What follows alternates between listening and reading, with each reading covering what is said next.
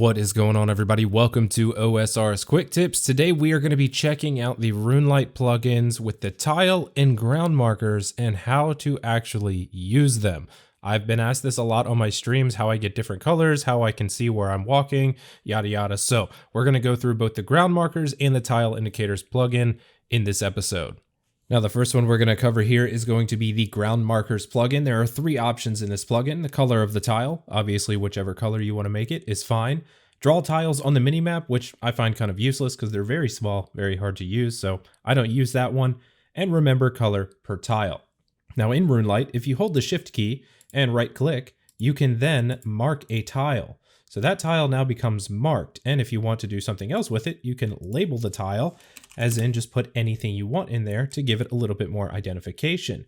Now, if you would like to change the color of your tile, you can change the color here, pick a different color, and then mark a tile. You will need to have the remember color per tile checkbox checked, and then you can change it to whatever you want. Very, very useful for different things like the Inferno or the Alchemical Hydra, which some of you have probably seen the different color tiles marked whenever I do the Inferno or the Alchemical Hydra. Now, this next plugin is going to be the tile indicators plugin, and this one is incredibly useful, especially for different things like the Inferno. So you'll have three colors you can choose from: one for the current destination tile, one for the current hovered tile, and one for the current true tile. We'll go over the current true tile first. If you have this one enabled, it's going to tell you where the game knows that your character is.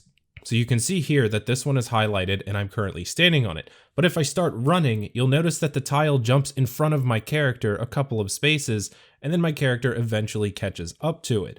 So this is where the game is actually putting your character at while you're running. It's always going to be a couple steps in front of you. And this one is actually really useful for things like Vorkath or the Inferno when you're walking behind the shield at Zuck.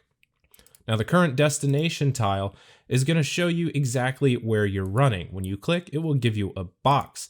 Now, something useful about this is once that box disappears, the game thinks that you have gotten to your destination tile. So if you're walking the acid pools in Vorkath, and when you're walking, you can see when that tile disappears, you need to change directions. So you can start clicking as soon as that tile disappears to start changing directions. Last is going to be the highlight hovered tile box, and this one is very quick and simple to explain. Obviously, you can see here, it's just hovering the tile that I am planning on clicking on. Very useful, so you can see where you're about to go before you go there. Maybe change your decision if it's not the tile you wanted. So that is your OSRS quick tip for the day. I hope that you have enjoyed it. See y'all next time.